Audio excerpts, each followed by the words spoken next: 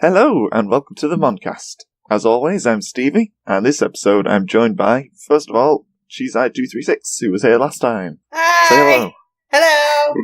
Hello! And, for the first time in forever, okay, just let it go, I think that is. But yeah, I'm joined by Mac as well. Hey, hello. Hello! He has the best voice in all of the internet. I'm just Australian. And the current score is 7-6 to Pokemon. And this time we'll be discussing the 14th episodes, The Samurai of Sincerity, and A Bout with Sprout. Why does my voice go all posh when we do this? I don't know, but let's just go ahead.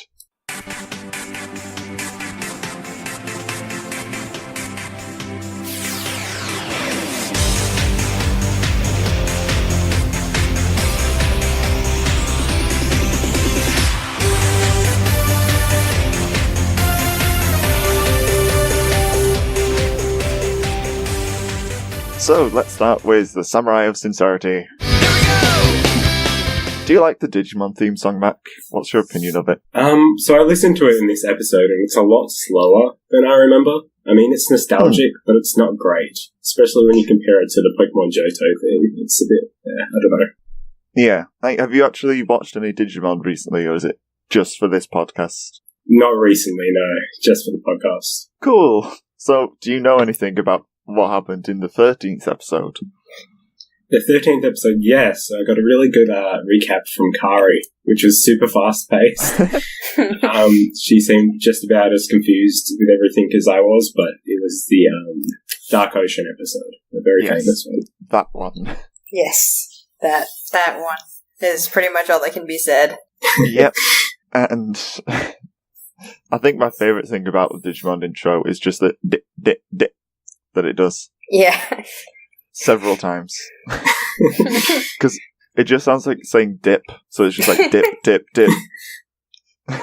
What would you dip Digimon into? I don't know. It'd have to be a garlic dip, because Digimon garlic champions. That's how the song goes, right? That's just... How... You've been here like less than 5 minutes and you've made a joke worse than cheese. How... No, I've been dethroned in the first segment. No. Okay. Yeah. We better get through quick, because otherwise I'll just be killed by both of you. And you're awful puns. So, if I'm remembering right, it just jumps straight in with Izzy all alone in the computer room, and he's being smart all to himself, out loud, of course, so that we can hear him, because we need to hear his thoughts. Yeah. So, just kind of, he does lots of exposition to himself in a room. Uh-huh. Yeah. Some texting with Yoli as well, and I don't like it. Looking for the egg or something. So, yeah, it's kind of just like, Yoli's like, we found an egg. Izzy's like, cool, cook it for me, or something. Excellent. Yeah. Oh no, we haven't even got to Digitamamon yet. I know, I'm well aware. So this one's Digi-excellent. Later it'll just be excellent. Yeah. And yeah, that's like a whole, I guess 2 minutes of the episode is just that exposition there. Yeah. I love how Izzy's just like, there must be something special about Kari, and it's like, do you want that list? Like, do you want that list in numerical or alphabetical order? She literally glows.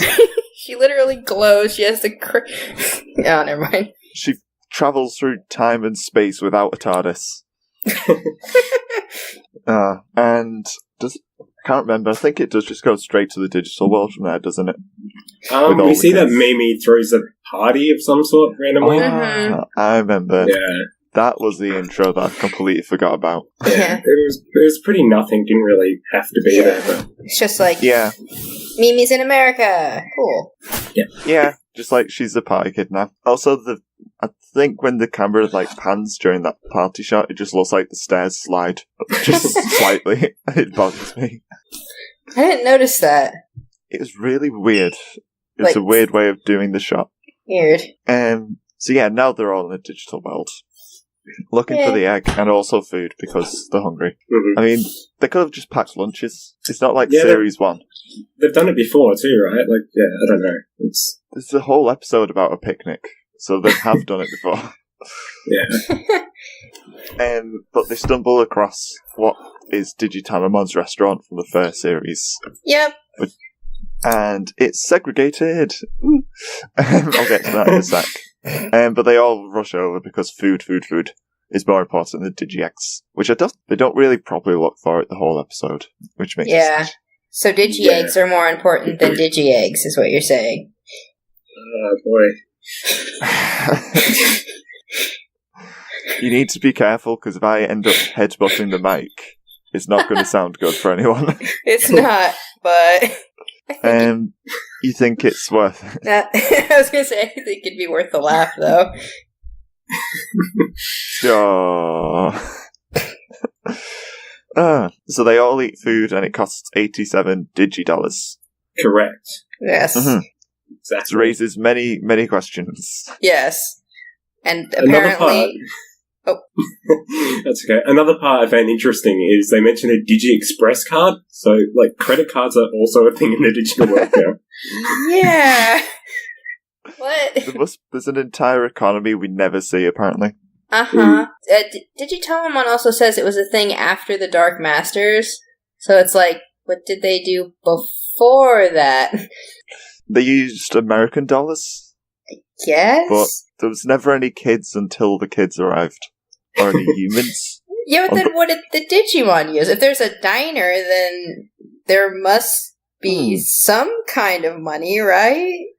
I wish I'd gone with bits, or whatever it is in Digimon world, instead of Digi-dollars. Yeah. That's just the dub. Yeah. Digi everything. It's just a bit of an inconsistency. I'm wondering now, did the PS1 exist yet? Yes? I think it did. Yeah, I think it would have. It must have, yeah. I'm uncertain, and it's scaring me. I need to say. Google! See, PS1 release date. Typey. Type. Wait, what? That can't be right. It was released in 1995, the PS1. Really? When was Digimon World released? I keep knocking the microphone to type. 1999, so it's like the same year as... Wait, was 02 in 01? I can't remember. My memories, they're all vanishing. Yeah, so Digimon World was out. They could have used bits, but I guess they didn't care. Probably not. Digi-dollars. Yeah. That sounds cool. like the... Yeah, likely answer is they just didn't care enough to put that much into it. Yeah. And that applies to the whole episode. I don't know what you're talking about. This episode was amazing. There's some okay parts. It was gold. It was pure gold. For reasons we'll get to later. Sure. So yeah, moving on from the economy that really shouldn't function because there's we never see anyone else besides the kids. So I can only assume they get no foot traffic at that restaurant. And they can't pay for the bill because they have no Digi-dollars or a Digi-Express card. So they can't take out a loan either. And Digitamamon just spends ages ranting and raving at them about how they need to pay the bill, they screwed him over, and they're all just going to end up in the kitchen washing up for him. A la Matt in Series 1. But this is where Mimi and Michael turn up, because they're in the same place, because Digiport opened in America. Okay, which I have a question about this. Don't they need D3s to come through the Digiports? This is the thing where they need D3s to force it open, but if the Digiport has opened, they can use the old Digivices to go through it. Okay, that makes sense. Okay. It was probably clarified in an earlier episode that you've not seen. Yeah. I think. Or I'm just imagining it and I'm giving Digimon way too much credit again. Either is very likely.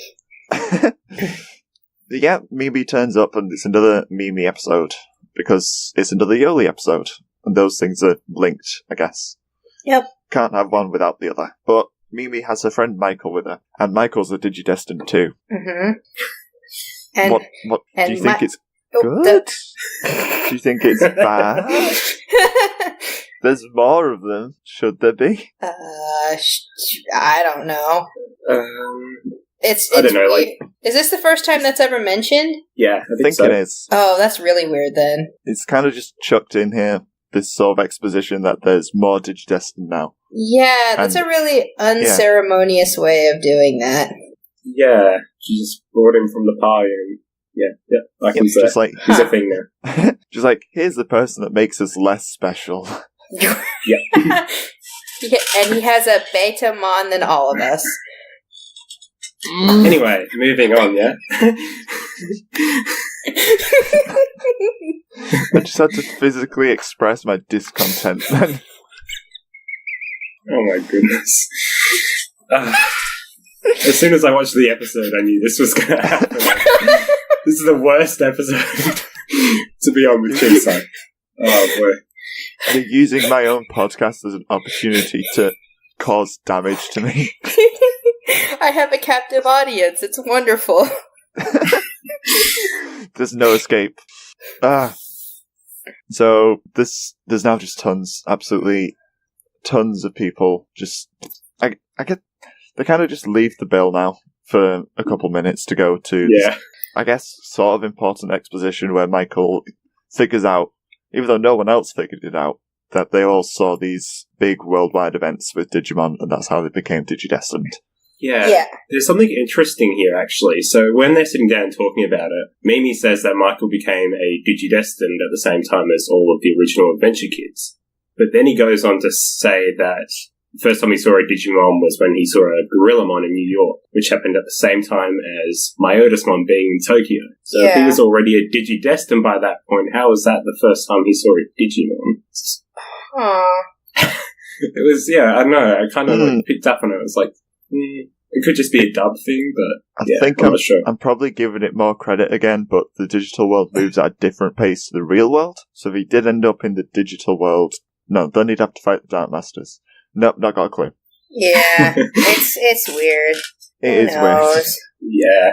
In saying that, I do like the exposition, though. I think it's kind of cool. So yeah. It's nice. It's not very colourful, though, because of all the flashbacks. Yeah. But also seeing young Yoli at the computer is nice. Yeah. I wonder if is she in the movie? Like, do you see her email come up or anything, do you reckon? Yeah, you do see her. That's a scene directly from the movie, I'm pretty sure. Yeah. That just covers the episode. I didn't know that. That's really cool. Yeah, it's like just a reanimated version of it, pretty much. Oh, nice. Or de-animated, I guess, because it's the worst quality. I don't know. So yeah, they get through all that, I guess, kind of significant exposition, or at least it will be later on in the series, because I'm psychic. And now because I've watched it before. And now Digitamamon butts in again, because he still wants to get paid, and this is one of the clunkiest conversations I think I've ever seen in all of TV, because Digitamamon can't decide on anything, and just goes from being good guy, bad guy, literally between sentences. Yeah, he's good cop and bad cop. Yeah. And Yoli's not much better. She just goes from being okay with him to hating his guts. Yeah, pretty much. Yeah. And Mimi's just like, you need to like everybody. Yeah. Classic Mimi. Mimi's not cautious about this at all. It's just like, you have to be nice to him. It's like, there's a line, you know? He did try to trap your friends before, and he is kind of screaming at you, so...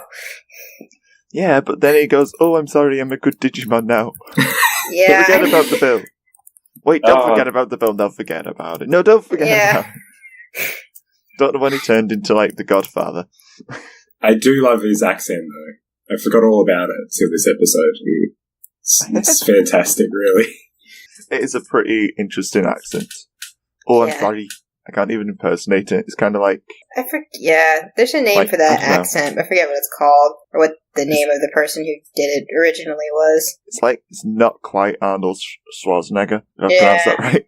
It's I don't know, just slightly... He sounds dumb, but not quite dumb.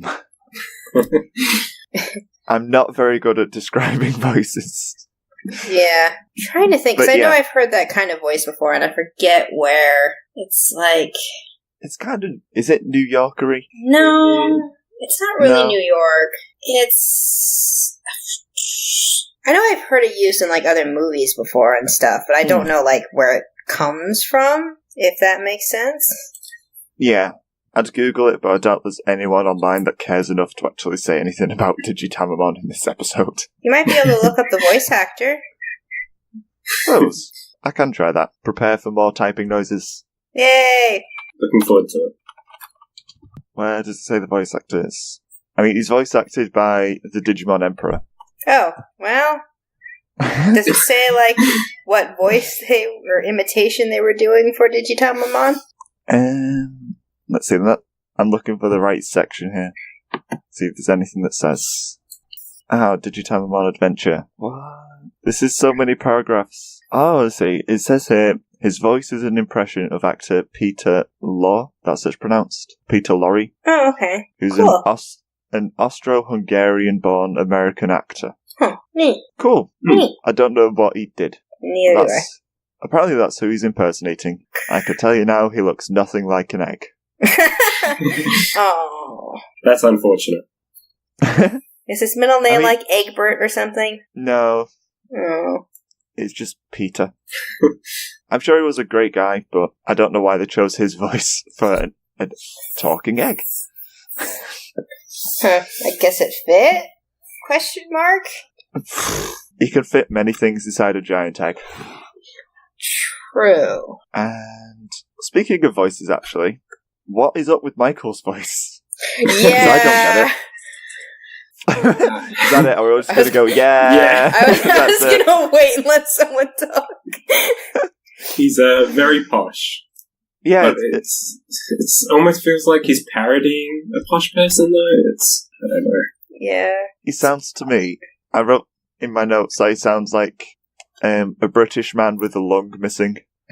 That's what I thought he sounded like, instead of you- American. Heard a British person with a lung missing? Nope, but that's what his voice made me think of. Got Just like it. British with no power behind it.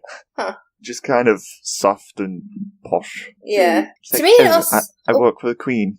to me it also sounded like kind of inconsistent. Like the accent wasn't even really staying. It was kind of like changing every once in a while. It's like, Yeah. What are you? What? What is your voice? Just went from varying levels of posh. Yeah. This is where my notes just skip to the fight that happens. So I'm guessing it's the fight next, where Gorillamon turns up. Who happens Yeah. to be the same Gorillamon that Michael fought back in New York. Or did they fight? Did they fight, or did he just see him? Saw. It was like a really bad joke about it climbing the Empire State Building because of King Kong. Oh, right. Yeah. I see. Ah, I'm assuming it's the same one, because it probably is. that seems Yeah. so weird, though. Might as well be. What are the I odds mean, of that happening? I don't know, they I ran mean- into the same Digitamamon as an adventure, so. Yeah, I guess that's I mean- true. What are the odds of any of this happening?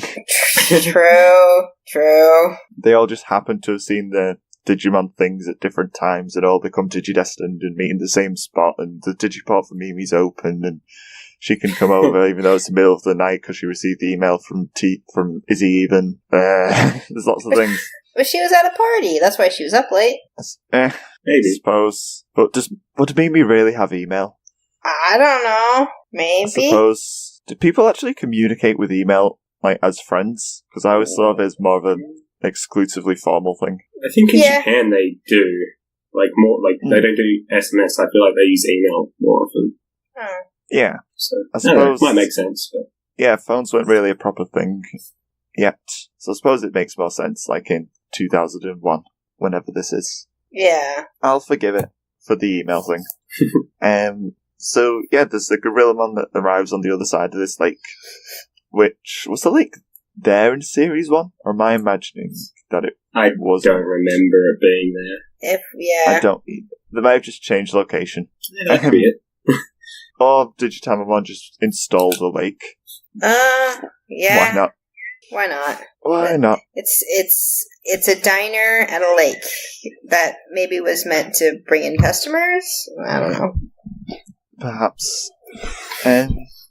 And Gorillamon starts fighting with Michael's Bettermon, who digivolves to Seadramon, who's just like one of the best Digimon. Agreed. Yeah, Seadramon's great. It's just such a simple design, and then just made Digimon because it has like a weird yellow helmet. Mm-hmm. Yeah. Yeah, it works. Yeah. It's one of those simplistic but effective designs. I'd call it a classic Digimon design. Yeah. I think it was in the first V-Pet, wasn't it? Or am I imagining that? I would guess. I think it was, yeah. It seems From like memory, one of I'm pretty those. sure. Yeah. Yeah, definitely. So we get to see Seadramon. See Seadramon. Hey! Hey! And Seadramon's plan of attack is to grab Gorillamon and I guess try and drown him, which is a bit dark, but okay. Yeah. Just don't go for the spiral, just drown the gorilla. Just drown it, yeah. It's fine. Gorillamon was pretty good at holding his breath, so... For a gorilla, anyway. So then Mimi does her thing in the episode. She's there and digivolves Palmon to Togemon. Why? Oh yeah, Palmon's there as well, just in case you didn't guess. Palmon can come round because Tentamon's guarding Palmon's territory. Because I guess they're all set up now with territories they're guarding so that the Digimon Emperor, can't reinstall his spies anywhere. Yeah. So the digital world must be pretty small, honestly. If 8 Digimon can guard it. Yeah. Not even 8, I 6. guess. Yeah. There's 6 I guess of them. it depends on how big their territory is. It's just 1/6 of the whole entire planet. It's a pretty big territory. Oh. Okay, so I'll take the continent that's like Africa. You could have America. Yeah. We'll just divide this all out. It'll be fine. It'll be fine. I do think it's weird here how Palmon digivolves, though. Because, how is a cactus of all things gonna help a water dragon who is trying to drown a gorilla?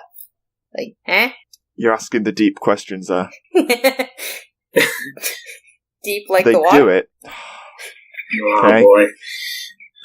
They do it just by kill stealing, basically. Because Seadramon just chucks out Gorillamon, and then Togemon does. It does I've forgotten. How have I? Just the name of the attack, but it just punches it a whole bunch of times. Punches. Yep. And the other one's called Needle Spray. That's what it's called. It's just it's so early. I'm struggling to remember names and things.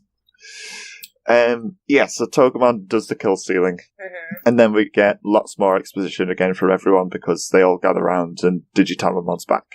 Because Digitamon was knocked away by Gorillamon. Should have said that. Yeah, he that happened. Sacrificed himself to defend the kids. It was kind of funny, actually. Just a giant egg. Just an egg, yeah. Flying into this cannon blast, and then that's the whole scene. Just jumps into it, is okay, and just flies straight through the roof of his diner. Yeah, it was pretty dramatic, actually, for what was actually happening. Yeah, he shielded them from the attack. Oh, that was a stretch. It was.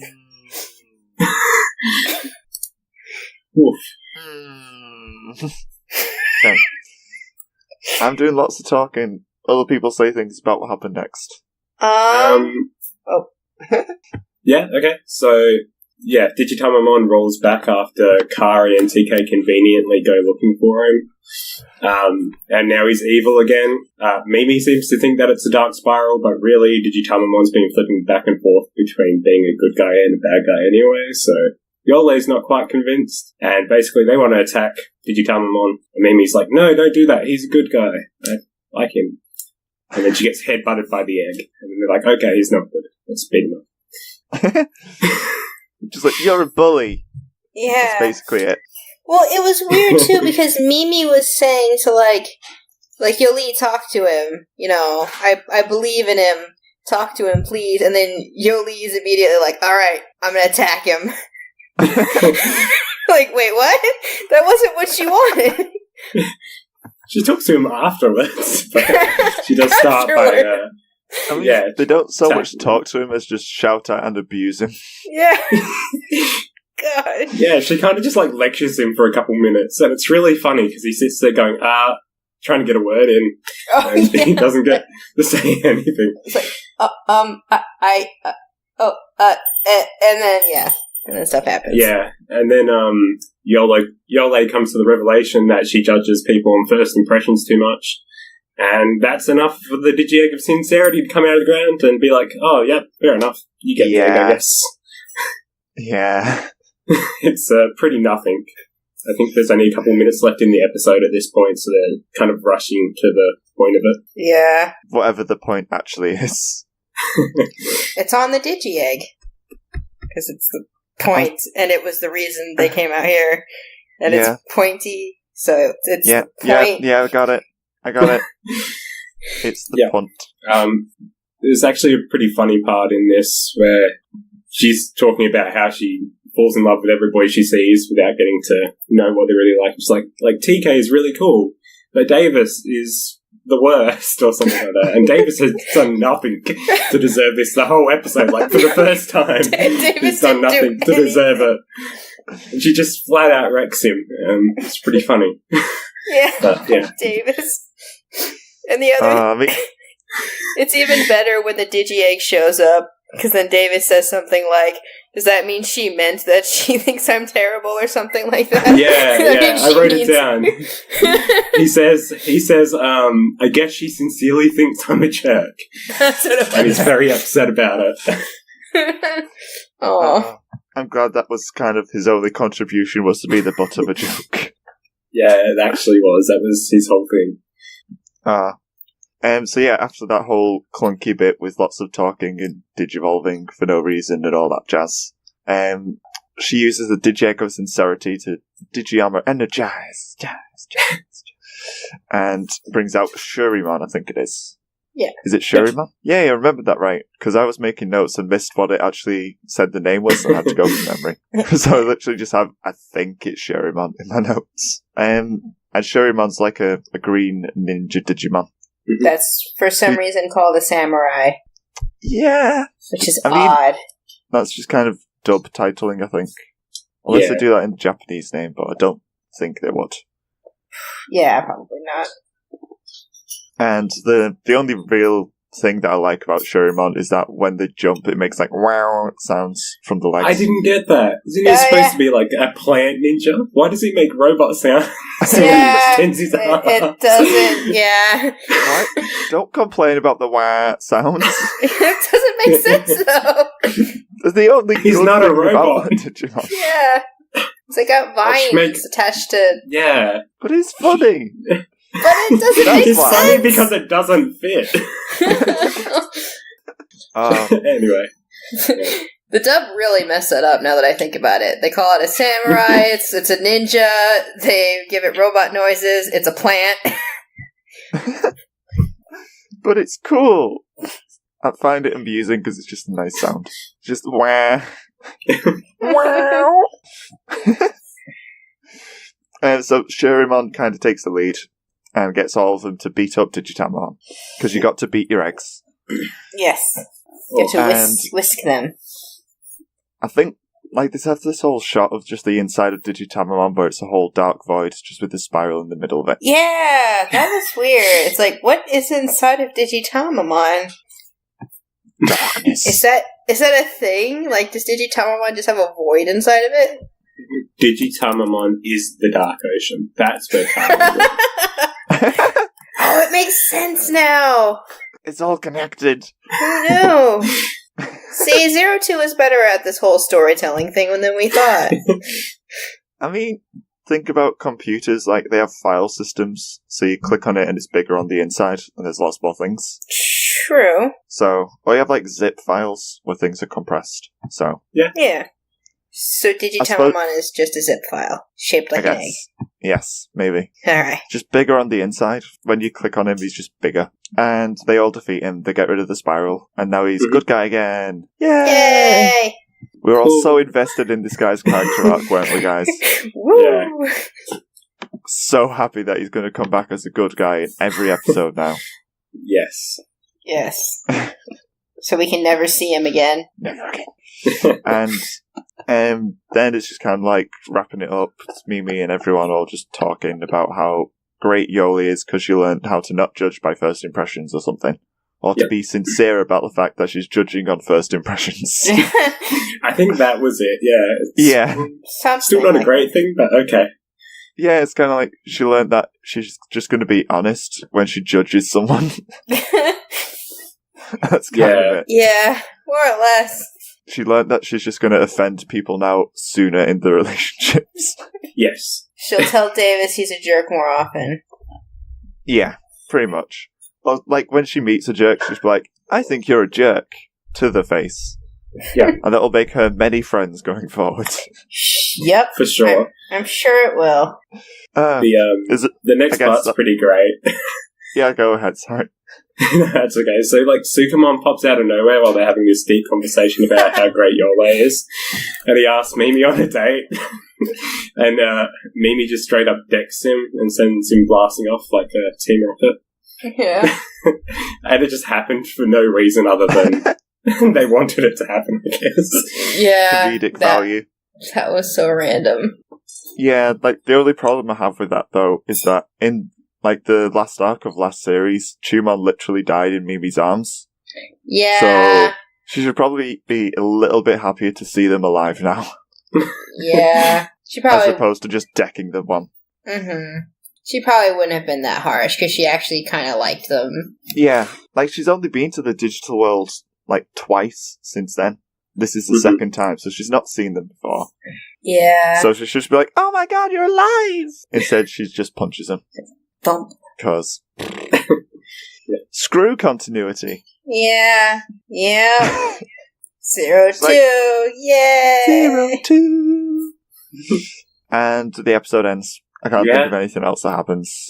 Michael asks Yole out on a date, even though he hadn't been interested in her the whole episode until she was the hero. Yeah, that was so random. Instead of, like, hugging or anything, they shake hands. Like they're making a deal to go on this date. It's very weird. It's a deal. Yes. We will do the date thing. Yeah. She just walked up with a contract saying, can you sign this in blood, please? Saying that they'll be at this diner at 8 p.m. No. Yeah.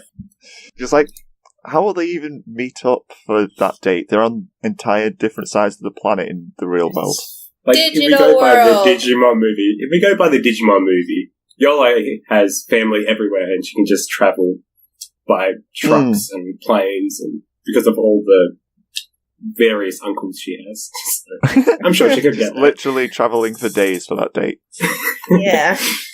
I don't think see it's her worth doing it. that. I wouldn't travel across the country to date Michael, that's for sure. I mean, he's pretty bland, so yeah. Yeah, he's kind of a side character. Yeah. I mean, only a teeny bit. Huh? Anyway. Yeah, he's just a bit of a side character. I mean, his name's Michael. Yeah. That says enough. Ouch. I mean, if his name's not Japanese, if your name's not Japanese enough. Sorry. I mean, even Davis is translated from Daisuke, so he gets away with it. And Cody as well is pretty American, but Michael, He's no. from America. Michael's like the most common name. He's the kid in America? Oh, no. So yeah, that's kind of the whole thing there. It's just kind of Yoli gets an egg and learns to judge people, but be honest about it. Yep. Yoli. And we also learn Davis is a jerk. Yep. Pretty much. Yep. Yoli beat the yolk out of an egg and got an egg for it. And all of the egg puns were the best yolks ever. Oh, why did you have to keep going? Was that an off switch? I shall not ever stop. Let me just clench my fists a second. It's a pun episode. What do you want from me? All I want is to survive.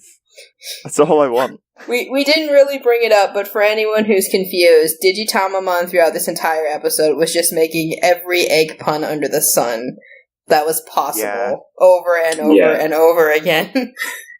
They could throw in as many as they liked. Throw as many eggs into their basket as they wanted. Yes. I feel like we didn't bring it up because they were all really bad. They were great. They were great. They were the best. The delivery was awful, though, because they were just cramming as much as they could whenever Digitamamon was on screen. They really were. They were just like, he's on screen, getting 5 sentences. They were really painful. Like, those jokes were not over easy. Wait, did you just say those jokes were not over easy? Yes. Okay. I said they were... Okay, never mind. I can explain the pun if you want. Sure, why not? Go ahead. I'm intrigued. Why are you doing this? What can I say? Who hurt you? Well, you see, there were a lot of jokes, and they were painful because they were all crammed in there. So they weren't over easy. They were excruciating. Mm-hmm. Thank you for clarifying. Now I'm just laughing a ton. I've cracked. At least somebody is. Yeah. Oh, I'm not outnumbered anymore. No. Honestly, I'm surprised this whole recording hasn't just been me sighing the entire time. So let's pick our standout characters. Fight amongst yourselves who gets to go first. Okay. So, definitely Mimi for me. I think this was a really good episode for Mimi and her character, because it kind of summarizes her whole thing and why, even though she can be stupid or act really dumb sometimes, like, it kind of highlights her good points, which I think is really interesting. Somehow, like, a little better than Adventure did.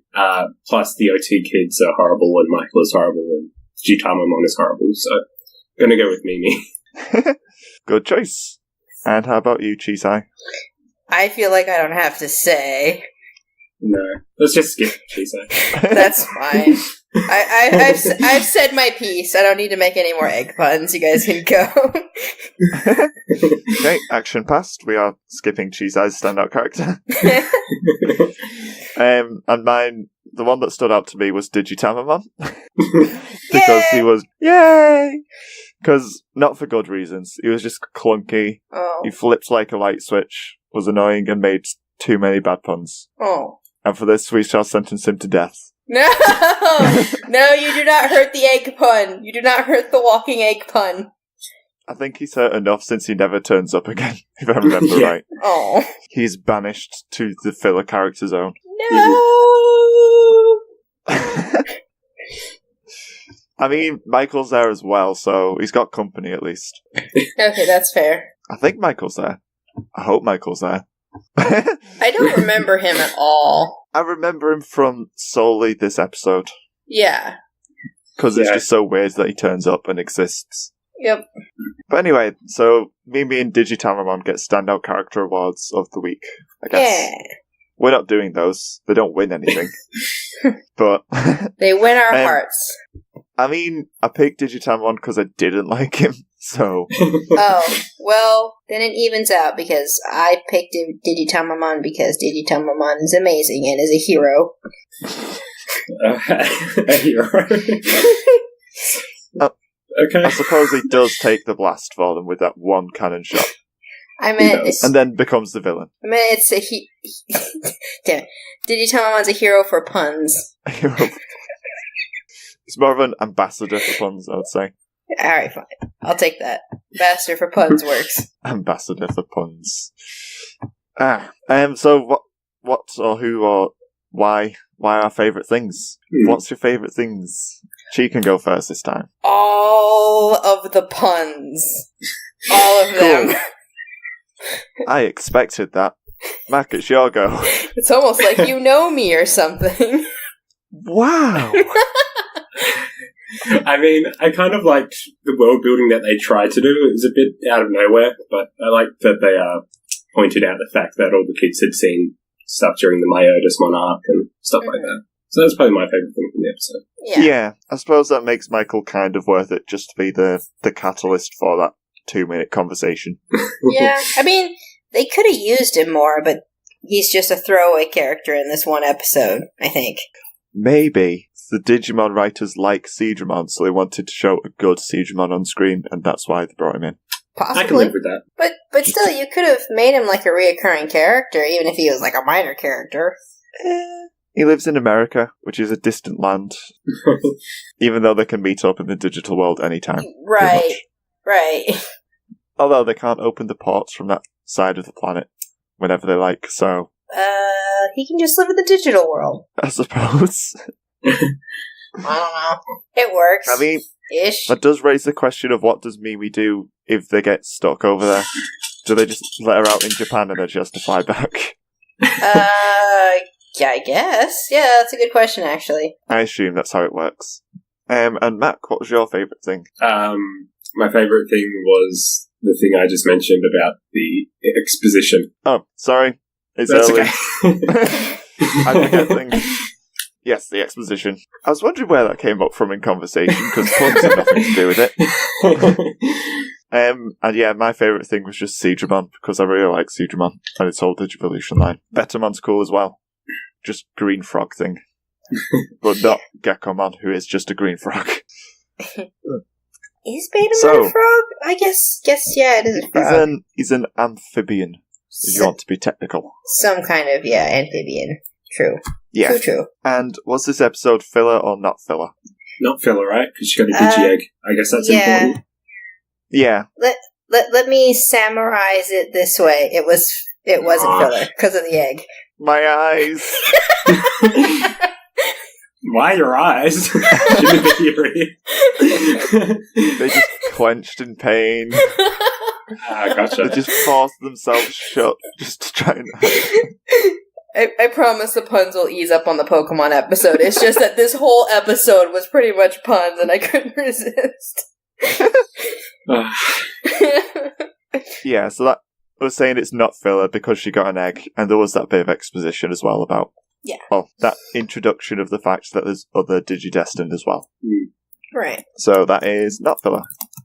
Cool. And what are our overall thoughts?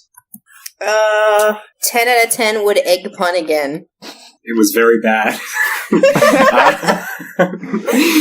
I'm siding with Mac on this one. Yeah, I had a feeling you would. That's fine. I can't be bothered thinking, so I'm just going to read out my notes. It says, clunky, badly written, pointless, and all around boring. Shame they squandered this opportunity to develop Yoli in what may be one of only a few Yoli episodes. Yeah, that's true. I think fair. She drools over Michael, gets jealous, and is just generally obnoxious and very mean. And that's one of her character episodes. So. Yeah, plus, she comes to the conclusion that she's not just going to judge cute boys on the looks, and then just goes out with a date of him based on pretty much on these looks. Yep. So... Yep. I'm still not entirely sure what the moral of the episode was supposed to be, or what Yoli actually learnt. Because I don't think it was anything in particular. Be sincere, even though we don't know what that means, because we contradicted ourselves at just about every turn, I guess. Yeah. Do as we say, not as we do. I guess be sincere about being a horny teenager. That's kind of the conclusion she came to. Yes. Yeah. There we go. So when you're a teenager, just be honest about all of your emotions to everybody you meet, and you'll be fine. Yes. There we go. Teenagers are ruthless, though. Yeah, that's why it's a bad idea. I know. You're just opening yourself up to bullying if you're sincere about absolutely everything. But yeah, Yoli, well done, I guess, on getting your egg. You did it. Woo! Round of applause. Mac, I can't hear you coughing. Sorry, it wasn't that good. There we go. I am in charge here, Mac. You will do as I command. Okay, I'll keep that in mind. Sure.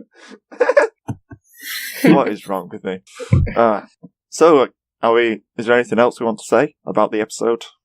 I feel like if I make any more puns, someone's gonna try to silence me from across the world. So I think I'm good.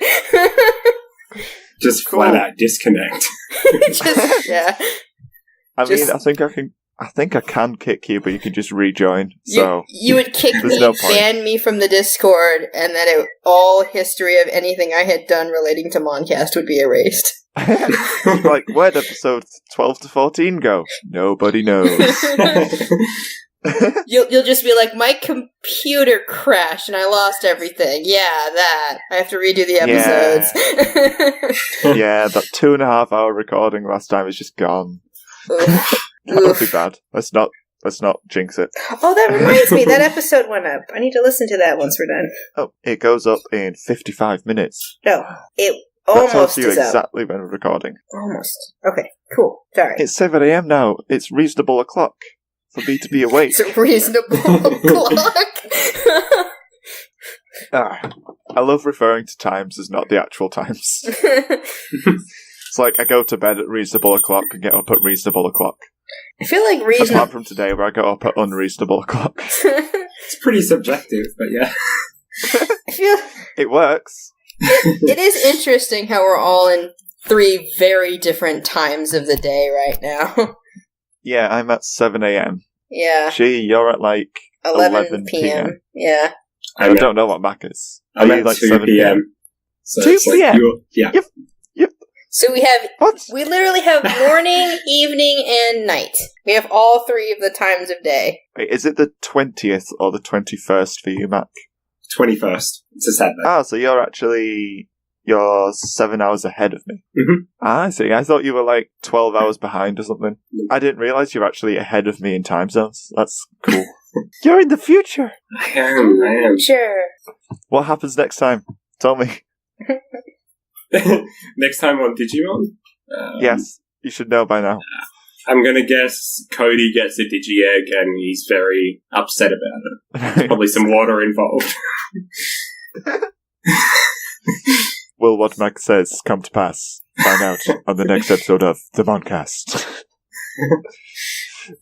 Yeah, I guess we can move on then if we're all happy. Yeah. Or at least all done with puns. Yes.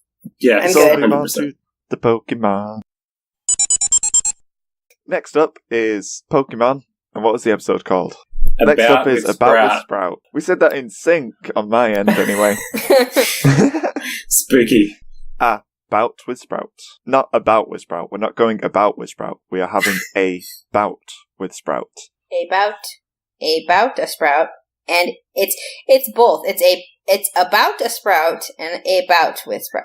But if it doesn't grammatically make sense if it's about with Sprout.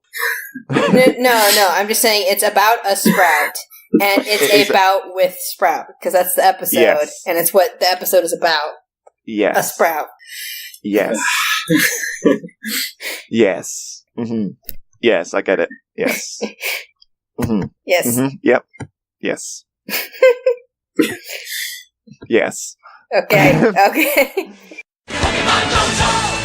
Yeah, shall we talk about the episode with the Sprout then? Yes. That looks nothing like a Sprout, but... What Although, do you mean? never mind. There's more than one type of Sprout. There's not just Brussels sprouts. Ignore me. It's There's still 7 a.m. Sprouts of all kinds. Little I sprouts. shouldn't judge a Sprout by its cover. We're still on the title. That wasn't even a pun. It was just replacing a well-known phrase with the word Sprout. So, I think I can get away with it. I approve. I've not made it past the title card of the episode. It's taken 5 minutes. Yep.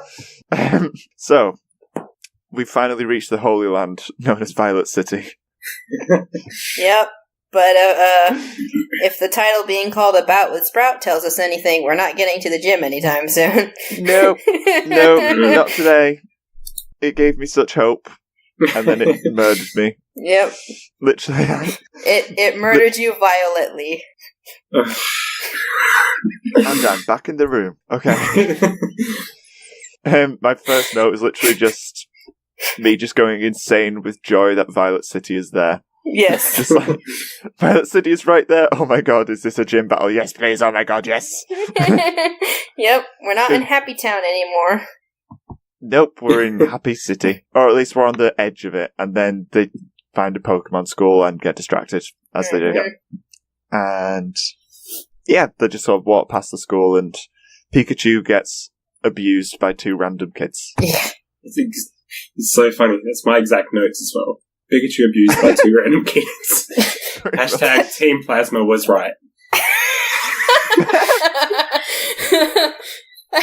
This is weird to me. I feel like that seems super dangerous not to teach your kids to run up to random Pokemon and start grabbing at them. Like you teach kids not to do that with dogs, right? So, like, I feel like that would be, like, twice as important with a Pokemon. Like, It's like they could die. Yeah, it's like some toxic Pokemon, like a muck. And they run over to try and grab it. Yeah, it's like if a muck's going amok and then this kid just walks up to it and starts like, oh, what's this? And then they're poisoned, and then, yeah. And then they die. Yeah, pretty much. Oof. Although, they probably have medicine. Pokemon Central have medicine for treating Pokemon poisons. Medicine, the best kind of medicine. The medicine kind. Yeah, that kind. The healing kind of medicine. Yeah, the medicine kind. And so Ash realizes that he's lost Pikachu and turns around and heads back. So that's fortunate.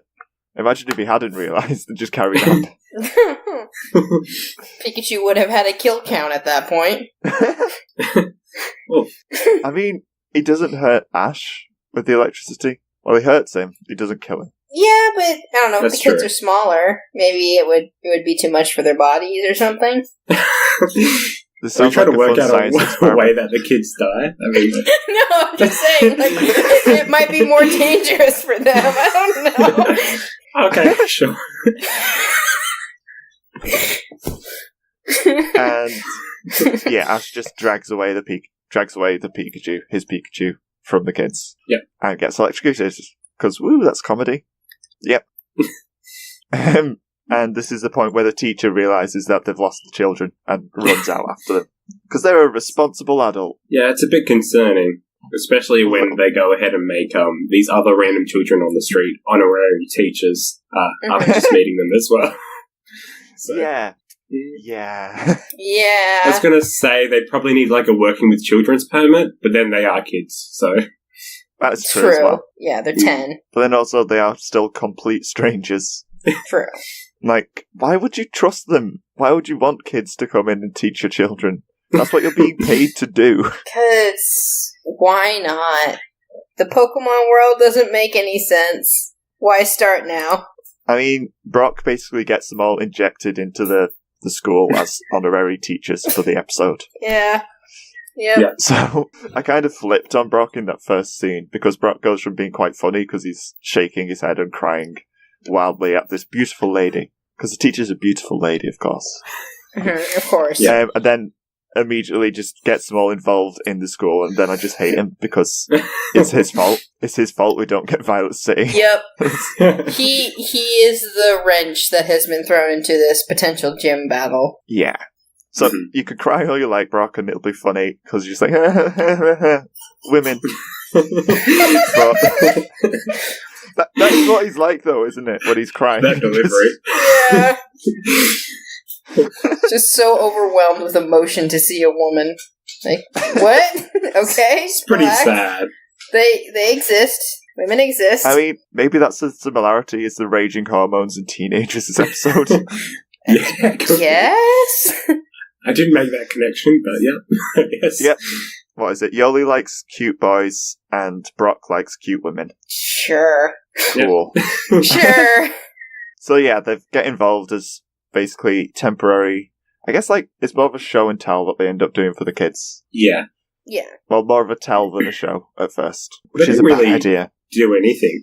Ash kind of stands at the front and is trying to think of some advice to give the kids, and then he couldn't think of anything, so he brags about being in the top 16 Yeah. of the previous league. But before this, the principal is introduced. And this is probably the just... principal. Yeah. Thoughts on the principal? I don't know where to go with that. I'm concerned. Just what? What? Why? Why? What and why? Why are you in full dance clothing? Why are you just randomly dancing? What class even is this? Is this dance class? Is this math class? What is this? What's happening? What is going on? Like, it's a Pokemon Academy. So how is dance involved? It's... Yeah. Dude, what? I mean, there were the two Blossom that danced a few episodes back, I think. Yeah. So they could train to be Pokemon dancers. I guess. Maybe? And then Brock whips out his own outfit because the teacher says she likes dancing. And they do a bit of a a duet type dance, and then Togepi and Pikachu get into it. It's a whole show, really. Yeah, it's pretty impressive. They have some, like, sing-song thing that they do about spinning and twirling or something. Yeah. Also, did you guys notice that the whole time they're spinning, their heads never, like, change position?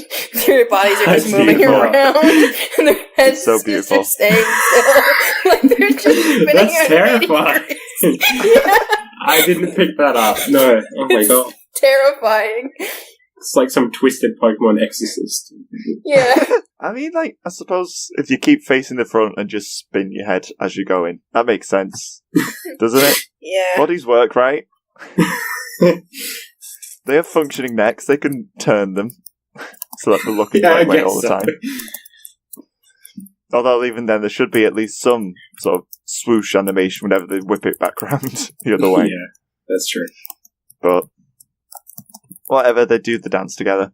This was also the point that the episode chose to be the preview thumbnail for me. So this is what I thought the episode was just Brock and some random guy dancing. Arguably could have been more interesting if that was the case. Probably. Yeah. Brock, just like, I'd love to see an episode where Brock's like, I don't want to be a Pokemon breeder, I want to be a dancer. Dance. Well, he does get... Let's dance. I mean, he does get Lotad, Lombre, and Ludicolo in Season 3, so that's a thing. Spoilers? What? I've not seen those two Pokemon. Oh, you can edit that out if you don't want there. Oh, come on, who doesn't know about that? Lotad's he can't the best. get it out of his mind, Chisa. Exactly. My memory is a permanent thing. I mean, I suppose I'll forget by the time we actually see him capture the Pokemon, but still, now I know he'll get one. Do you not remember anything from Hoenn? I've probably not seen it. Oh. Because I saw, like, Indigo League and maybe a tiny bit of Johto and then grew up. Oh. Yeah, Oops. sounds about A right. bit in between, where I was growing up. That was my favorite series, was Hoenn. Well, you've got a long way to go before we reach it. Yeah, that's true. I mean, only, 36 episodes including this one? No, 37 including this one. Yikes. That's a lot. Yeah! That's not even all of Pokemon, though, because we'd stop after we've run out of Digimon. Oh, right. Oh, well. I get sidetracked so easily. So yeah, they do the dance, and Ash tries to teach, and he can't because he never learns anything anyway. Right. That's pretty much the whole teaching scene. So instead, they go outside with all the Pokemon during recess, so that they can all see the Pokemon and play with them. Yeah. And Which, cool. by the way, yeah, so they all send all of their Pokemon out to show the kids. Yeah. Is anyone else, like, a little concerned about Ash sending out Charizard? Is it just me? Or, like, I feel like that's a bad idea. I think Ash's Pokemon are trained to only ever inflict harm upon Ash. Okay, here's the thing, though. Pikachu has already almost killed these kids several times. And that's Pikachu. Yeah. But Pikachu's a small, defenseless mouse. Well, he's not defenseless. He can electrocute things to death. But you get what I mean. He's small. I guess. I mean, all that Charizard will do is either crush them or burn them to cinders. Yeah, that's all. No big deal. Nowhere near as worse. I mean, it saves money because they don't need to be cremated then. Oh my gosh. God. We just got real dark. Oh, wow. I think this podcast is toast now. Oh, no. Okay, well, probably a good point to move on. I mean, my joke was dark, but at least it was good. Yeah, it was better. Was it so dark that it was toasted? No. Yeah. So poor Heracross just wants some of that sweet, sweet nectar, but Bulbasaur is having none of it. Whips him away. I love that. That's like the weirdest, funniest throwaway joke. Yeah, I kind of like that as an ongoing thing. Heracross always trying to get, I guess, the sweets. Yeah, I don't know how to phrase it. Annoy Bulbasaur. Like pollen. I didn't even register that was why that was happening. I just thought Bulbasaur was attacking Heracross. For no reason. Yeah. Plus, I do like that. I love Chikorita just sort of stepping between Ash and Pikachu because she's jealous. Yeah, that was cute. Yeah. This scene's really good because we hardly ever see actual personality in Ash's Pokemon. Yeah. So That's that's nice. No, what's not so nice is Zaki, who's the main kid in Yeah, this episode. Zaki. Zaki. Oh, Zaki. He basically just decides that he wants Ash's Pikachu, and that's what he's going to have. Yep. Yeah, it's actually pretty, dark. He tries to get Pikachu over to the dark side, and it's like, Pikachu, what do you see in Ash? And anyway, come be my Pokemon. Pikachu says no, so he just says, okay, I'm just going to take you then. And straight up tries to kidnap him. Yeah. Pretty impressive, though. Team Rocket's been trying to do that forever, and Zaki got pretty close. So. Yeah. I mean, he got more Pokemon out of it than Team Rocket ever have in the end. Yeah. That's true. That's also true. So yeah, basically Zaki runs off chasing after Pikachu. And the teacher's just like, you go, Ash. You do it. Save the kid. Yeah. Because this teacher's like the least responsible adult ever. Yeah. And basically just leaves these random kids to look after her entire class. Yeah. Oh, it's worth pointing out, too, that when Zaki was ranting about wanting Pikachu, he stole a Pokeball from Ash. Yeah. Yeah. I'm glad you remembered, because I didn't. Yeah, so that's why he's chasing Pikachu, is he basically just grabbed an empty Pokeball and was like, okay, I'm gonna go catch Pikachu now, and ran after Pikachu. I don't think it made it very clear it was empty, so I thought he'd just taken one of Ash's Pokemon. Yeah, like Chikorita or something. Yeah, that's not clear till later, when he actually attempts to catch something with it, but yeah. Yeah. Just like if he's got, I don't know, Krabby or something. Krabby. Because like Ash says that he's going to be disappointed, which makes me think he's got a Pokemon in there already. That's a bit Yeah, no, I think that's a really interesting part about this episode. Ash is uncharacteristically mature about this little kid wanting his Pokemon. He doesn't yell at him and doesn't fight him about it like you would expect Ash to do. Kind of just says, I can't really give him to you, and it's a lot more calm than I would have expected. Yeah. Yeah, that's true. I didn't notice that. I think he's less calm, more just entirely confused and doesn't know how to handle it, so he just does nothing, really. Yeah. This has no agency at all. It's just like, oh, no. Yeah. He just scratches his face around, so I was like, I don't know what to do. It's like, well, Pikachu will be fine. He basically doesn't know what to do with kids. That seems to be the gist of it. Yeah. Yeah. Especially a whining one that's trying to Pokénap his Pikachu. So Zaki runs off after Pikachu and Ash tries to stop him. And they end up in a forest, because there's forests everywhere. And Pikachu hides in a bush, where Zaki attempts to capture them with the empty Pokeball. I think it basically catches it, doesn't it? Yeah. And Ash is bewildered and confused because he's like, what? That shouldn't be possible. Yeah. I mean, Pikachu should have his own Pokeball, shouldn't he? They just never goes in. Yeah, Pikachu does have one. He should. Yeah. So it makes sense that Ash is completely confused as to how we caught something. Right. But we don't see what's in the Pokeball. What could it be? So they just sort of pretend it's Pikachu for a while. Yeah. Yeah. And then there's a really good comedic timing bit here where Ash tries to get Zaki to drop it, at which point they all fall into one of Team Rocket's pits. Yep. They do nail the comedic timing a lot in Pokemon. Yeah. Which you can't say for Digimon, where it's all just rushed and crammed in. And horrible puns. Yeah. Bad jokes puns. at bad times. Punderful puns. Wonderful. Yeah, exactly. There's an abundance in Digimon. Wow. It's spreading. It's spreading. It's a disease. It's a pandemic. It's a pandemic. Yes. Mac, you're outnumbered. I'm trying I'll to stop now. I'm trying to sigh away from the mic. So you don't No, sigh into the mic. Let everyone hear it. Everyone hears my reaction. I express them as vocally as I can. So they end up in this pit. and they're trapped because it's a pit, and they don't know how to climb. Nope. Apparently. It's a very well dug pit, I guess. They don't know how to climb, or Ash doesn't know how to use his Pokemon. Yeah. Could just get Bulbasaur or someone up there and bum out. Yep. Yeah. Or, Charizard can kind of, fly if there's enough room there. But. Yeah. And they didn't even, use the excuse of, he ran off before he got his Pokemon back. No, they show him grabbing his Pokemon before he leaves. So it's why aren't you using them? I don't understand. I don't know. I mean, he's probably quite distracted by Team Rocket turning up and doing the motto in the faces. I guess, except that he should be very used to that by now. What's up with the whole Team Rocket song and dance this time around? They're randomly wearing kimonos and doing this whole Japanese cultural thing for no reason. Yeah. Apart from maybe that they're in Violet City, but...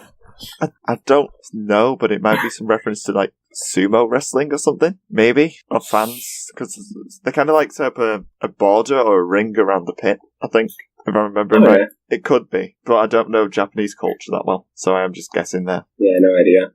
Not a clue. But yeah, they just kind of mix up the motto a bit with that whole slow, sort of syncopated bit. Yeah. For people that don't know music, syncopated just means offbeat. You learned something! Hooray! Knowing is growing! Yay! Yay. Sprouts. Sprouts, as we find out. And also Pokemon trainers. Yeah, Sprouts and Pokemon trainers are the same thing. Exactly. That's what I learned today. So let's see, what am I up to? So Team Rocket gets blasted off by Pikachu. Ash just straight up throws Pikachu into the air and they get zapped away. Pretty much. And then I think they start heading towards the Sprout Tower where the rest of the class had gone for a field trip. Yeah. And before they head over though, they realise that of course Pikachu's not in the Pokeball, so Zaki's got something else. And it's a Bellsprout. Yep. I can't believe it's not Pikachu. It sure is a Bellsprout. Yep. Yeah. When you look at something and you're just that's a Bellsprout. Yeah, there's not much to say about it. So Zaki hates Bellsprout, but... Yeah, he does hate the Bellsprout, which is sad because I love the Bellsprout.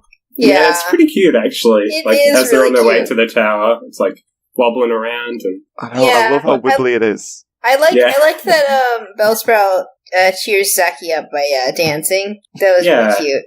Intentionally being goofy because Zaki was upset. Yeah. Yeah. Got it's so wibbly. Bellsprout would work better. Bellsprout would work better as the principal's Pokemon in this episode with the dance. Yeah, honestly. Yes. Because the principal's very wibbly as well. Exactly. Wibbly wobbly. I just realised we basically skipped over the whole details of what Team Rocket actually did when they were in the hole. Oh yeah, they did the whole Ash basically thing. What happened is Team Rocket got the voice megaphones, which had been in, I think they're in Series 1, when they had Growlithe at a police station or something. And they used the voice megaphones to impersonate Ash and get Pikachu to try and come and save him. And they use a net to try and catch Pikachu. Pikachu dodges because Ash warns him. And the net lands on a tree stump, quite conveniently, trailing into the pit so they can use it to climb up. Right. Conveniently snagged on a rock. Yeah, just snags on a tree stump. Yep.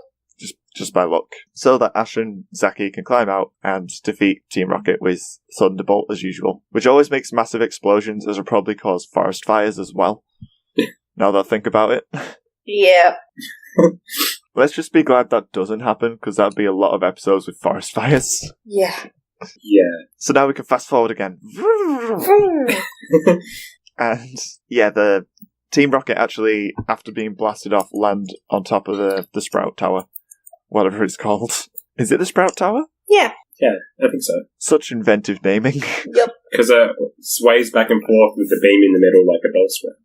Mm-hmm. That's it. Which is very unstable. I don't understand how that works architecturally. Yeah. That was my first thing as well. And they're taking a whole bunch of kids there, and it just seems like a bad idea.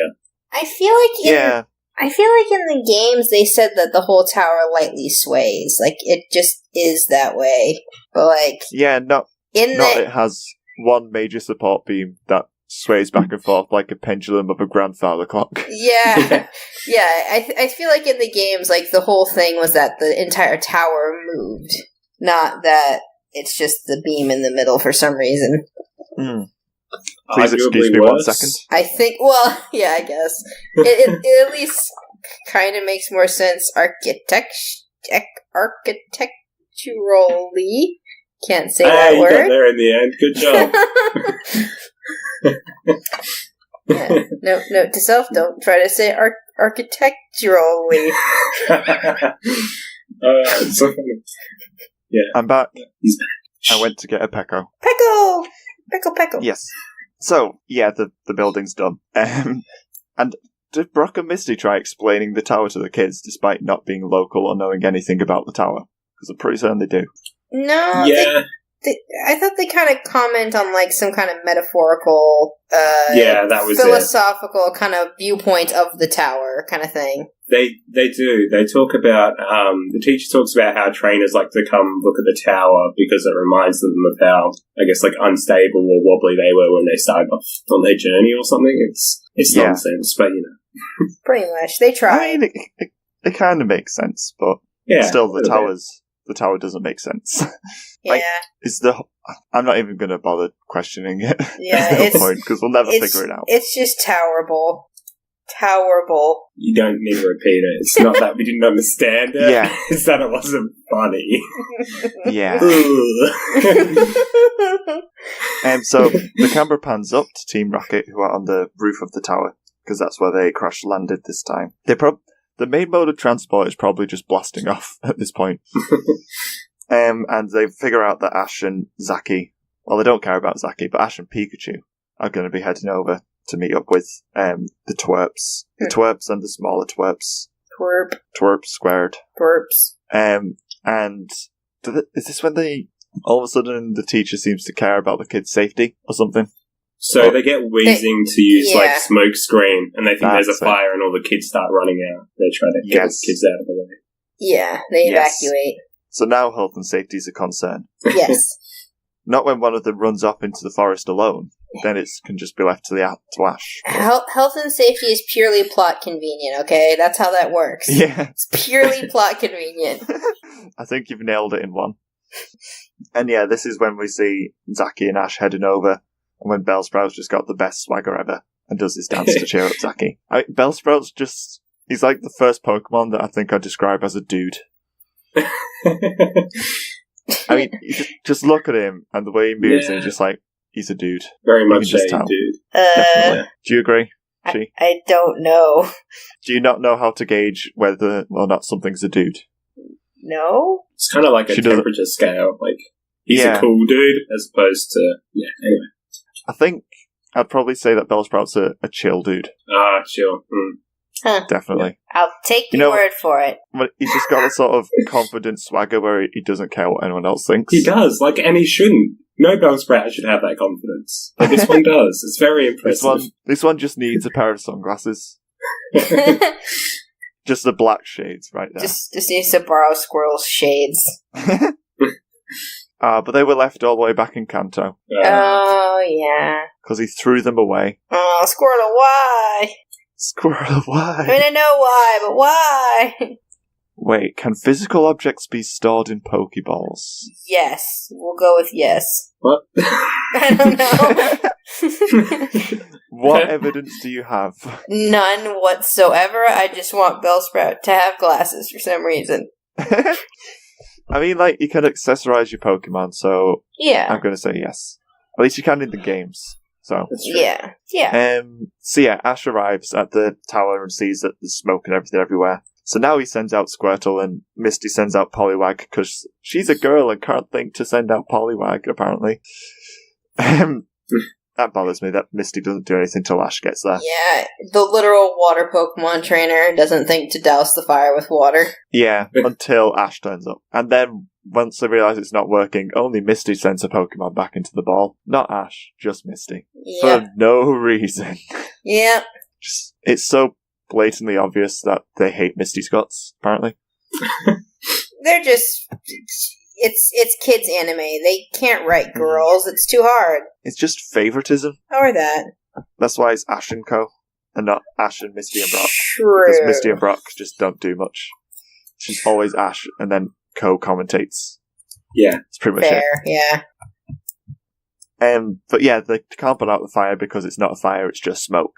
Yep. So you can't have smoke without fire. Yeah, it was all smoke and mirrors. Okay? It was all smoke and mirrors. There's no mirrors! It was, no, but that means that they were lying. Like, it was an illusion. It wasn't an actual fire, it was smoke and mirrors. Like, they made it up. I get it now. Okay.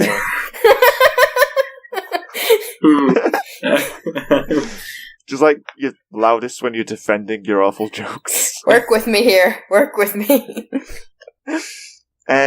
So this is where Team Rocket turns up and says that they're going to collapse the tower because they basically got all of the Pokemon trying to saw the wooden beam in the middle. Yeah. It's so inefficient. 2 of the 3 Pokemon doing it don't have arms. It's great, though. And then later on, James yells at them for going too slow. It's like, that's a bit harsh, considering you're making them do this without appendages. I feel like they must have had fun with that because they were probably like, okay, we'll do this thing where they saw the beam. It's like, well, Jesse and James can't do it. And then they probably were like, oh, shoot. How are their Pokemon gonna do it? Screw it, just do it anyway. Figure it out.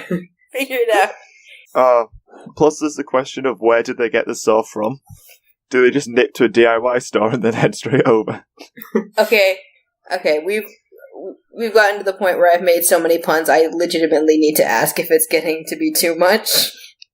No, keep going. Okay. It's fine. They probably just saw it somewhere and picked it up. Okay, that was actually a good joke. Wow, really? Oh, okay. Okay. I give that my seal of approval. Yay! I was preparing for something worse because you had the whole disclaimer before. No. Just like, this pun can be so bad. It can rock your entire world. I just don't want to create an oversaturation of jokes. So, yeah, Team Rocket basically hold the entire tower to ransom. Yes. The entire tower. No, that's just... I give up. I can't do it. So they basically force Ash to hand over Pikachu. Yeah. Pikachu, Ash doesn't want to, but Pikachu heads over because Pikachu's smart. Like, being sincere there, Pikachu is smarter than Ash. Yeah, pretty much. Yeah, probably. Pikachu's the brains of this operation. Pretty much, yeah.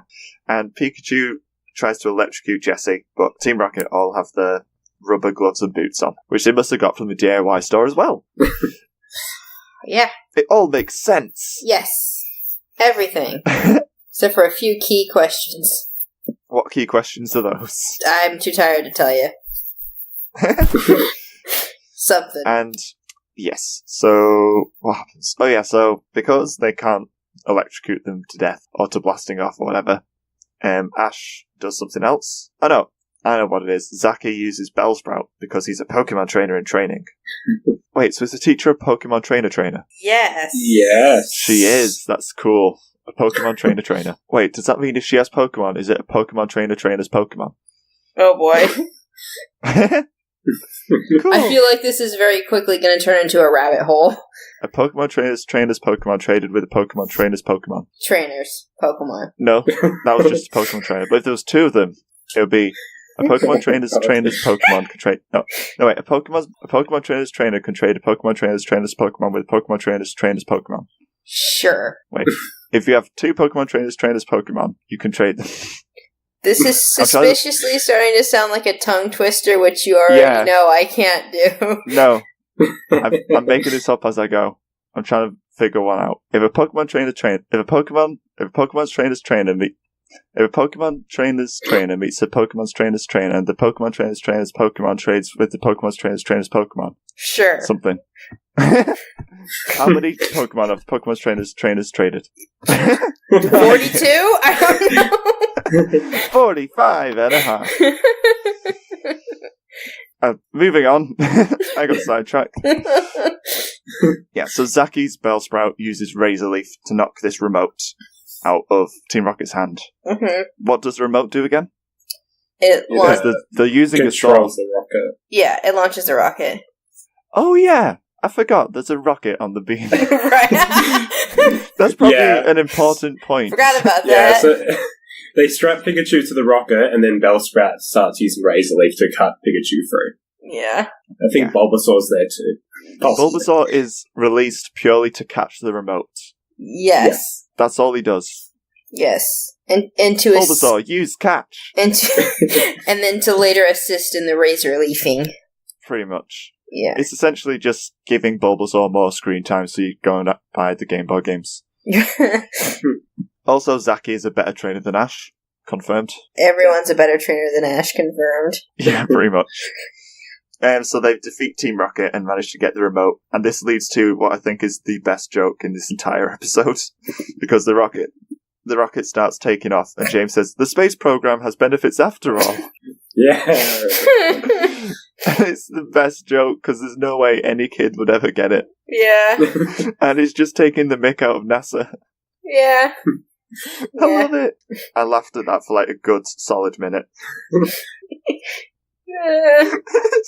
It's just so out of the blue. Yeah. Just like, let's use Pokemon to have a dig at NASA.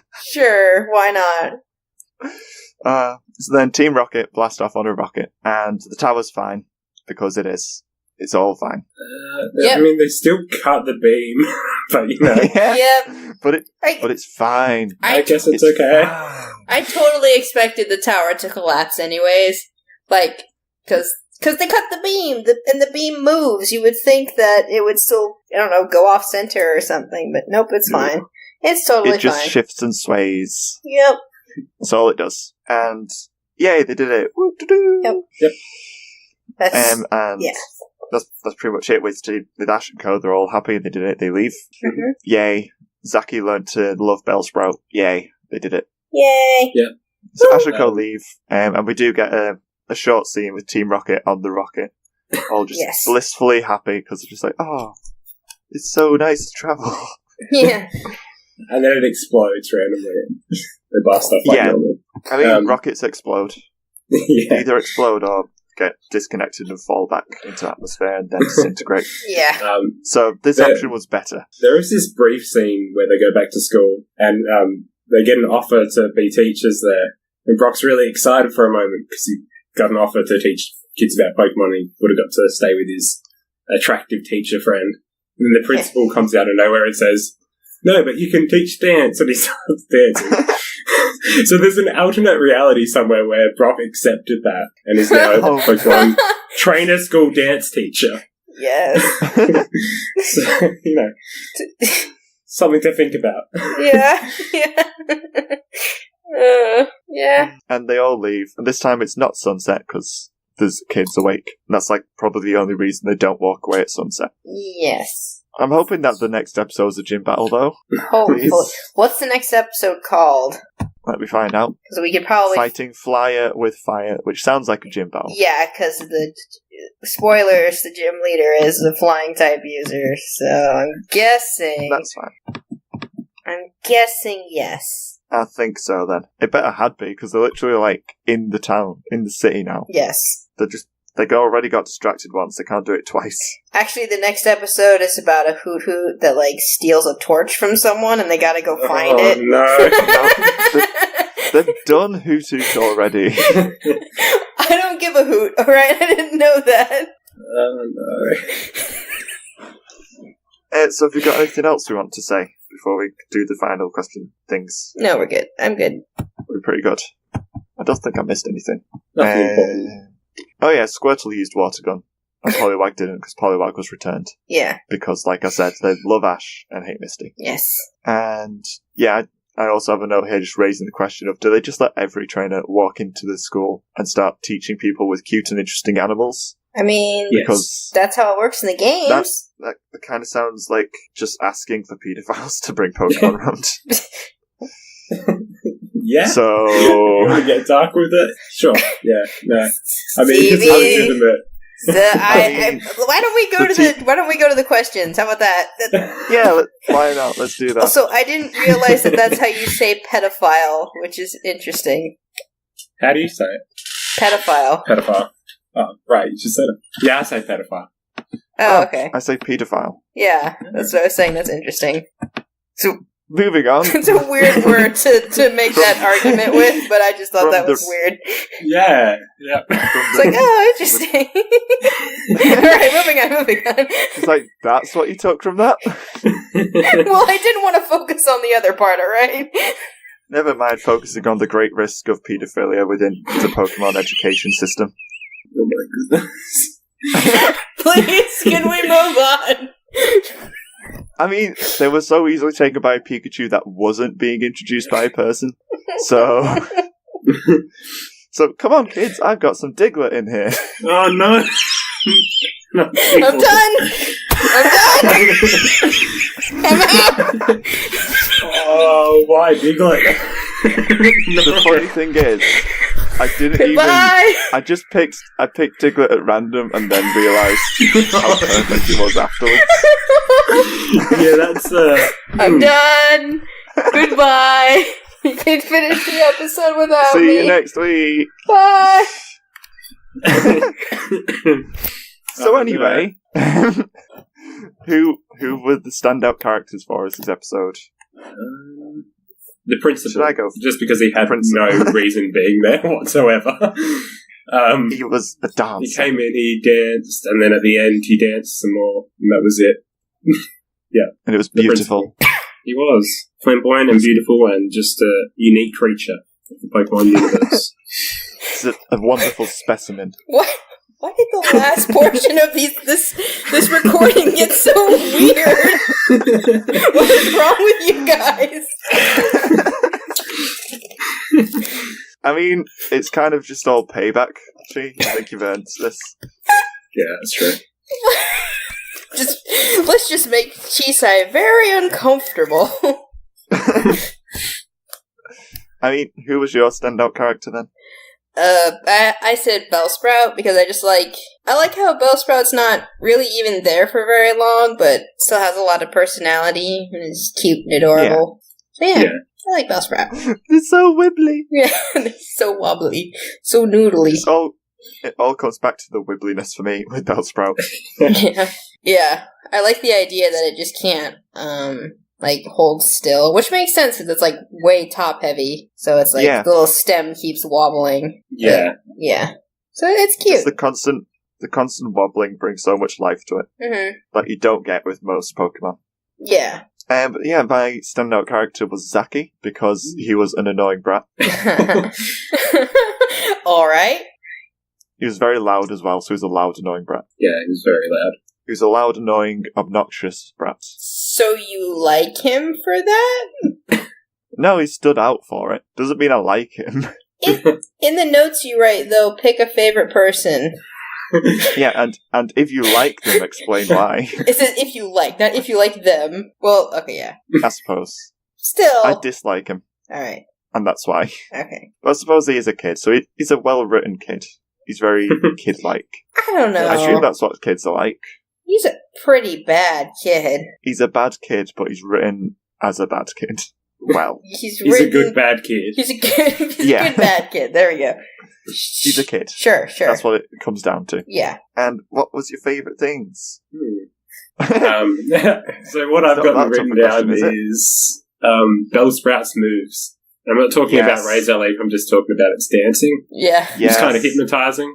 And I've written here that I never really considered Bellsprout a cool Pokemon, but the uniqueness of this one, and just watching the way it moved around and just kind of had a good time and made the best of a bad situation. Yeah. No. I've never particularly thought about Bellsprout before this episode. Mm-hmm. At all, because it's just it's just Bellsprout. Yeah. But seeing it in the episode actually moving and being wibbly, it brought so much personality to it as well. Yeah. Yeah, it was cool. Now I like Bellsprout. Yep. Yeah, same here. Yeah.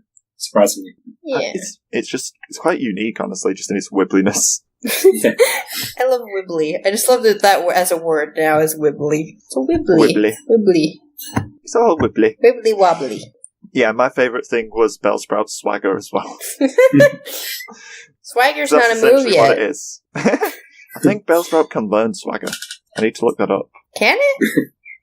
I think. I mean, I don't use Bellsprout a lot, but Let me look. turns out it's only through some, like, obscure breeding requirements. It can learn it through TMs. There we go. I forgot Swagger was a TM. Yes. I'm now going to actually start playing Pokemon Moon just so I can try and get a Bellsprout and teach it Swagger.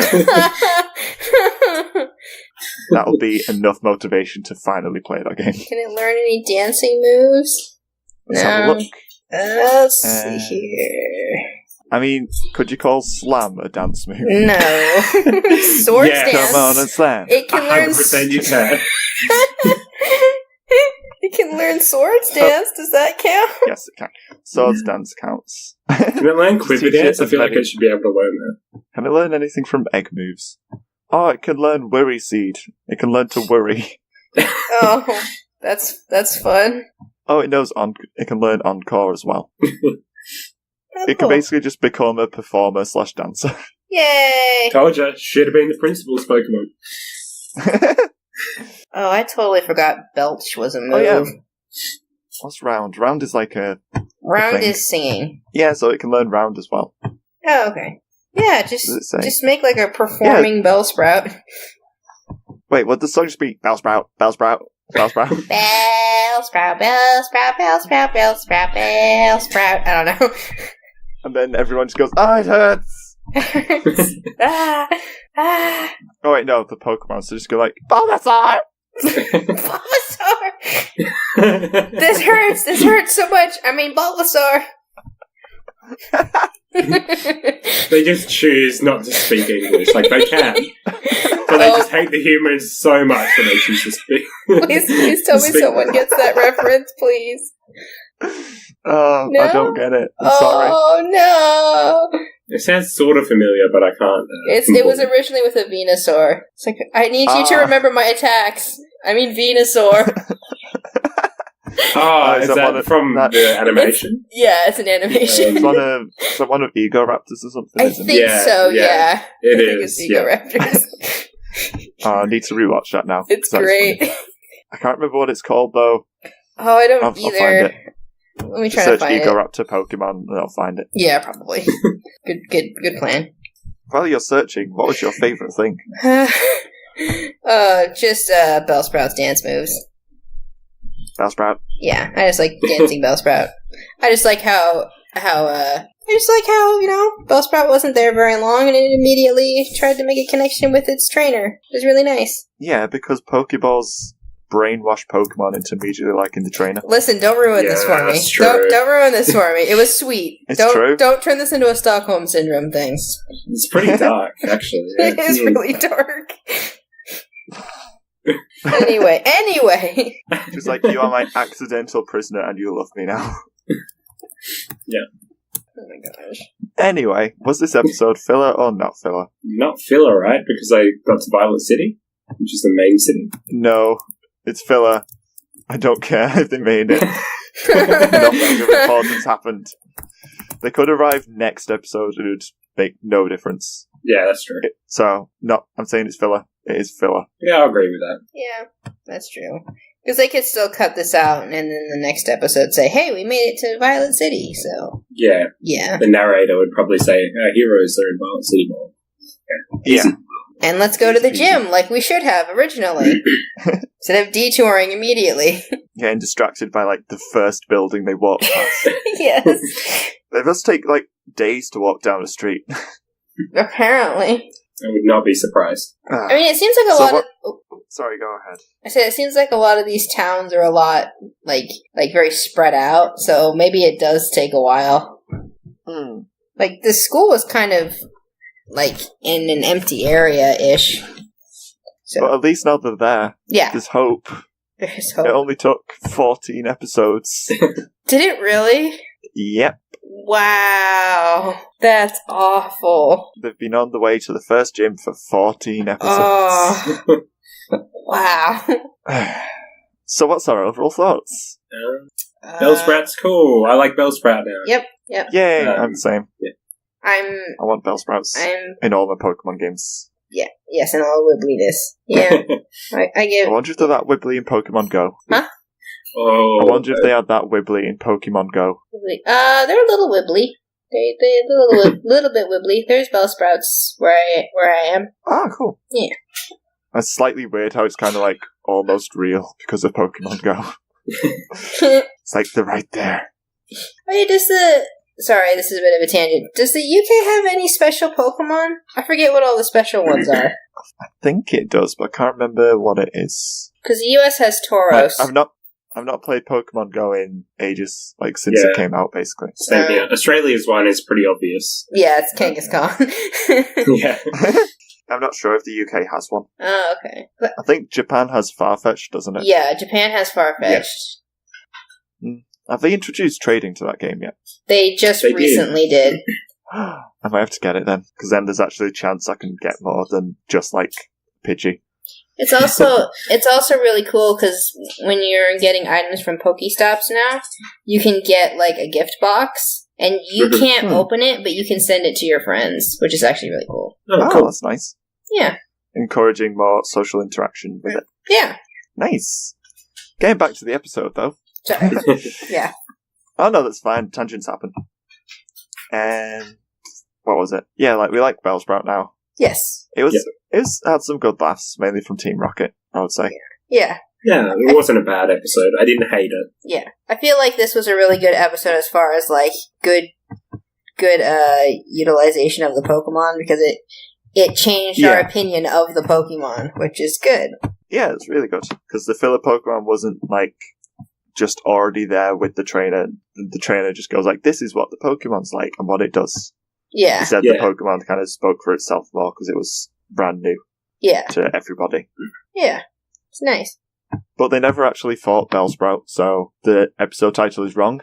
And, that's true. I want to sue. Unless they're talking about fighting the tower, which Team Rocket kind of did, I guess. What do you mean? Wait, what? There was never a fight with a Sprout in this episode. They fought with Bellsprout. Sprout Tower. Did they? No, they're fighting with Bellsprout. I suppose. I see what you mean. Yeah. I don't think Team Rocket ever actually attacked Bellsprout, so they didn't have a bout with it. No, but... And they just wanted it to rhyme. Yeah, pretty much, yeah. So... The titles have to be puns, or some kind of wordplay. It's not even a pun. Or rhyme, or something. There's something clever-ish about it. I mean, why did they say about with Sprout and not just about with Bellsprout? Why did they remove the bell? Because, I mean, you get more alliteration as well because you have bout and Bellsprout. So I think they messed up there. It's too late to fix it now. It's only like 20 years too late or something. Right, yeah. It should be about with Bellsprout. I will write all the directors and writers, and they must change this immediately. Change the official name for this episode that came out years and years ago. It's misleading. There's no, like, actual sprout that they go around with. It's Bellsprout. That's not the same as, like, a Brussels sprout. No. Or a plant. But it's a sprout. It's a living thing. It's a sprout, though. It's a Bellsprout. It's a sentient sprout. It has sprout in the name. I don't care. They should clarify that it's a Bellsprout. What if I watched this expecting them to go around with just a Brussels sprout? This That's is it. Such an important argument. I'm glad we're having this discussion. Can you believe this? What if you're looking for media that televises sprouts, and you find this episode and then find that there's no actual sprouts in there, it's just a Bellsprout? You would be devastated because you just spent 20 minutes watching an episode expecting sprouts and not getting any sprouts. I feel like that's kind of a personal problem. Like, yeah, I don't know whether it's something you could be upset about. Like, that's just kind devastated might not be the right word. But I'm sorry to the one listener of ours that really likes episodes with sprouts. They just don't understand them. I tried to fight your corner. The sprout phonetics, yeah. But yeah, this episode was okay. It was fun enough. Yeah, it was fun. And it had the best joke just ripping into NASA. So, moving on to Mano a Mano. Yay! Now it's time for Mano a Mano, where we attempt to compare these episodes. So, who was your monster of the week? For me, it was 100% Bellsprout. Like, the way that it made the best of being caught by someone like Zacky. It's just like, oh, I'll just roll with it. Show him some of my moves, get him on my side, you know? I feel like Bellsprout's it's got a really long and amazing life ahead of it. Besides, I really like Shurimon's design, but Shurimon is basically a big ninja Bellsprout, so... That goes, wow. That goes, wow. Correct. When it shouldn't. Can we just have a minute? Go ahead, sorry. What, do you just want a minute of us all going, wow? Making noises, yeah. Okay, I'll allow that. Let's all go. Wow. Wow. You sound like Owen Wilson. Wow. No, that's more like, wow. I can't do that. Do it. Wow. No, that's like Formula 1 car, not Shurimon's legs.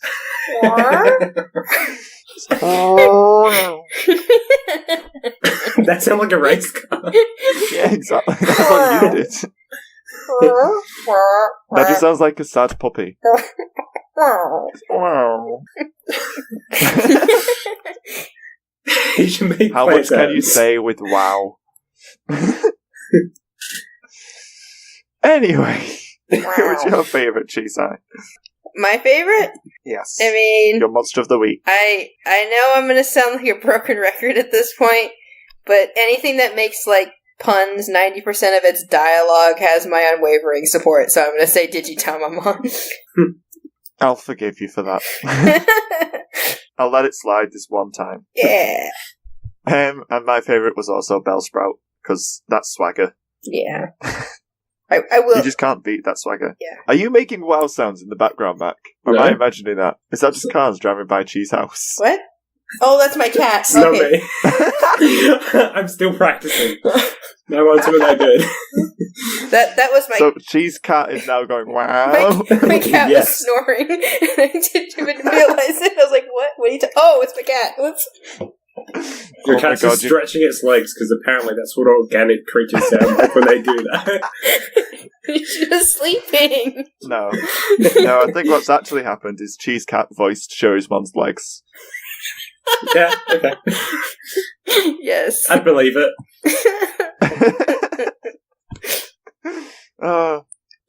So, important question. Who was worse, Ash or Davis? I guess. You mean... I don't know, really. I mean, Davis didn't do anything, and then Ash was just kind of careless with children, so I'm not sure, really. But which is worse? I guess... I guess doing something is better than doing nothing at all, so I guess Davis is worse? Yeah, Davis hardly participated. Yeah. Mm-hmm. Like, its main contribution was making Vmon Digivolve, which wasted episode time. Right. That's true. And I don't think Flamedramon even did anything, so... No, they all just kind of towered over Digitamamon. Yeah. Just like, we're gonna beat you up, fool! Yeah. Like, Davis didn't really do anything, did he? Like, even in the conversation about how they all became... Well, about the coincidence at this point that they all became Digidestined for seeing things. Mm-hmm. He was just like, I was captured by my Otismon. Don't know what voice that was. That wasn't Davis, so. Yeah. I was captured by my Otismon. That's more like it. Just a bit more dumb. Yeah. It was weird that they threw in that random bit in there, I guess. Yeah. Yeah. They're just like, yeah, sure, my Otismon again, sure. Davis was kidnapped, sure. I mean, it makes sense because he goes to the same schools that they all do, and that's so true. he's in the same area. Yeah, that's true. I guess, yeah, it would be weird if he wasn't involved in that. But then, there was a lot of people that were kidnapped there. So how come only Davis became a Digidestined? That's also true. There were a lot of kids there, yeah.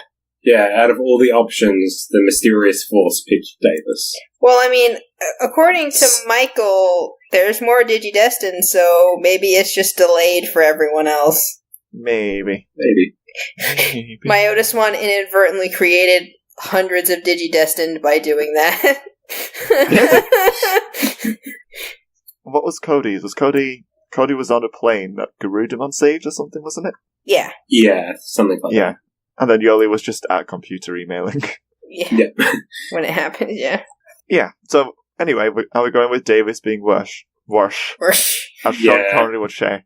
I had Davis written down as well, purely for the fact that he's so bad that he did nothing this entire episode and still got called a jerk. Yeah. All he did was be insulted. Yeah.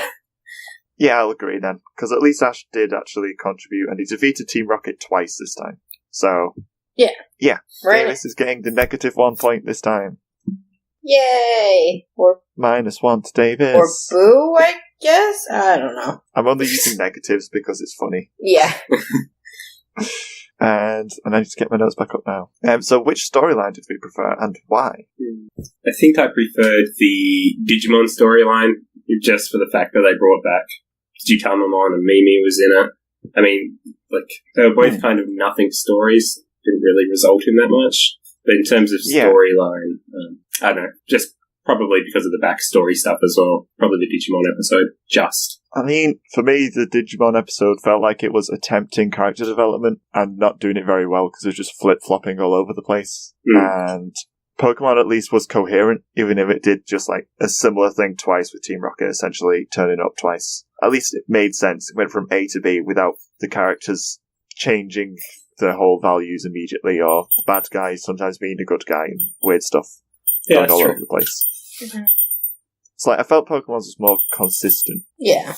But what do you think, Chi? We've got 3 of us, so we can actually do votes now if we need to.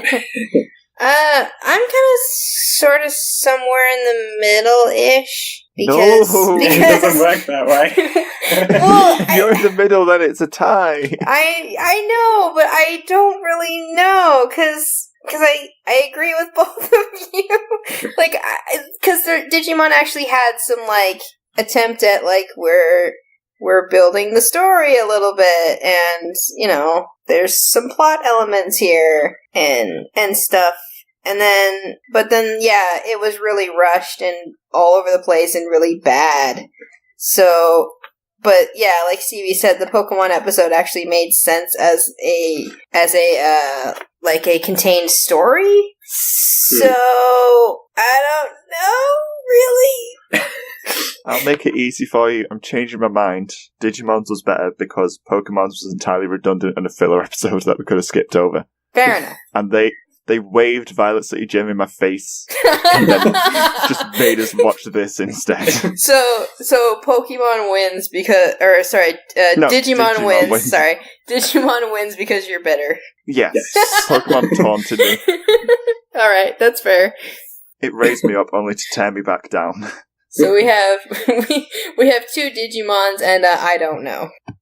Yeah. Yeah. So that makes Digimon storyline preferred this time. Sure. And now, were there any notable similarities? I had one. So, like, in both episodes, there's a loud, obnoxious person who wants something they can't have. For Zaki, it's Pikachu, and for Yole, it's Michael.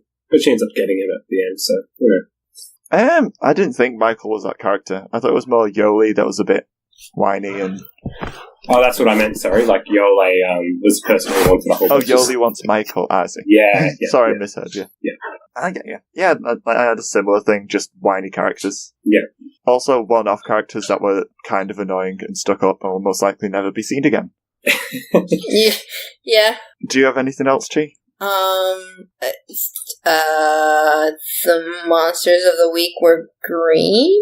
They were both green and had yellow on them. That is true. They are kind of plant monsters this time. Yeah, that's true. Both plant monsters. Yeah. Tall, springy plant monsters. Yeah. There was a plant theme. Yeah. We'll go with that. Yeah. I've also got just like vague themes of growth in personality and sprouts and stuff. And growing in personality or whatever. Character development. Or at least there was vague attempts at both in both of them. Yeah, they tried. So like Zaki just decided that Bellsprout's better than Pikachu, which is probably right. And Yoli decided that she should stop hiding her feelings and instead insult everyone upon first glance. Yeah, to their face. More or less. Cool. Yeah. It's kind of the conclusion she came to, I think. Kind of, Very weird. Just like, I'm going to judge people openly now. Yes. That's what we need, right? Honesty Yep. with how badly I judge people. Yeah, she's just going to be honest about her prejudice. And that's all that matters, I think. And that's the main thing. At least if you mean honestly, it's okay. Yeah. She's trying. She gets the participation Starmon. Moving on. Were there any notable differences? Everything else?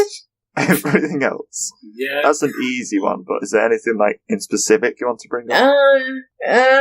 I mean, I will say that I think the jokes were much better in Pokemon this time. I know Yeah, she's not going to agree. Aww. She won't agree though. But Digimons were just like forced in their bad puns, all to do with eggs. Yeah. Like they had Yeah. one good joke about Davis being a jerk, Oh. and that's only funny because it's kind of true. Yeah, Which makes exactly. it bad because he's the leader of the group. Yeah. Yeah. And you don't get the same sort of wit in Digimon's humour. But that's No, that's they the go for charm. That's They the go for charm of low-hanging it. fruit. It's all just puns.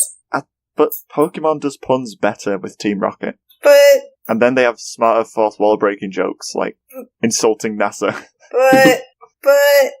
but walking egg made egg puns. But no, the jokes were better in Pokemon. Okay, fine. No one ever agrees with me. It's like I'm weird or something. That's true. No one ever agrees with you, Chi. Yeah. And you are weird. Very weird. I'm not denying that. I've got another difference as well, where there was just like lots more people on screen in Pokemon at any time. Because That's of true. all the kids and everyone. It felt Yeah. like, even though there's probably a similar sized main cast at the moment, because of like the Team Rocket and the filler character and everything, it kind of matches up. Mhm. It's like, oh yeah, they both had a filler character. There's Michael and Teacher Lady, who I forgot the name of. Yeah, but every I episode don't even know if Miss they got a name. Priscilla. both. Oh, Was it Priscilla? Yeah, Priscilla, I think. yeah. Something like that. Yeah. We'll call her Priscilla. But every episode of both series has pretty much a random person that's a filler character. Yeah, but like Digimon does have a filler Digimon. This time it had a filler character with a Digimon as well. That's true. We don't often get other people in. That's I mean, true. we get like the original Digidestin turn up a lot. They tend to fill the role of the filler character. Right. But I don't know. It felt like Pokemon just had like more people on screen and more life in the world than Digimon did. Mm-hmm. Yeah, More agreed. history to it. Yeah. Although, like, yeah, there was like the tower and the restaurant in both of them. So they both kind of had that landmark there. Something of meaning or significance in the series, I guess. Or to the people. Yeah. I'm just rambling now. So let's move on.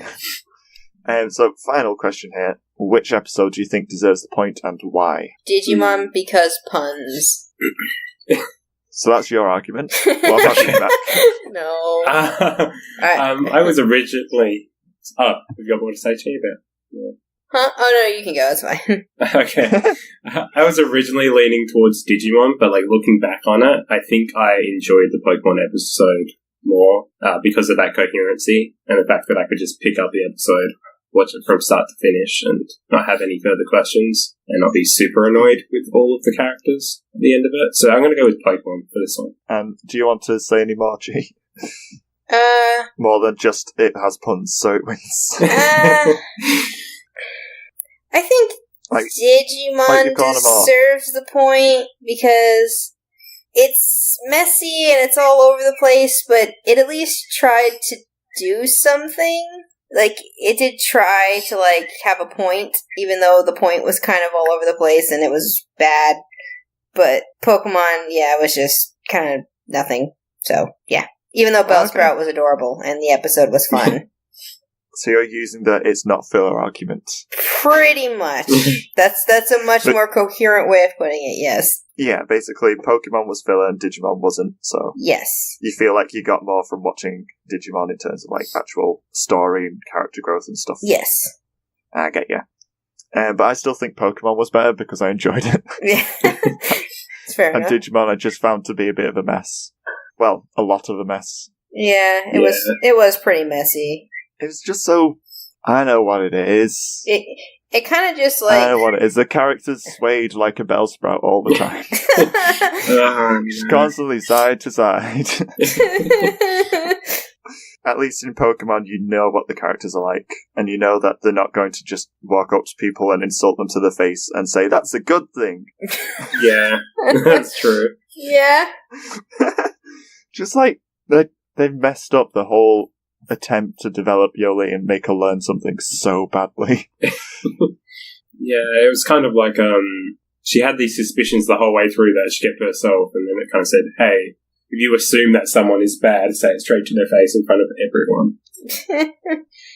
Yep. Even if you've only known them for literally 5 minutes. Yeah, just like she goes from, I knew you were a bad egg, to, oh, maybe you're a good guy, maybe I shouldn't judge. But you're a bad guy, you're evil. Yeah. There's a lot of, yeah.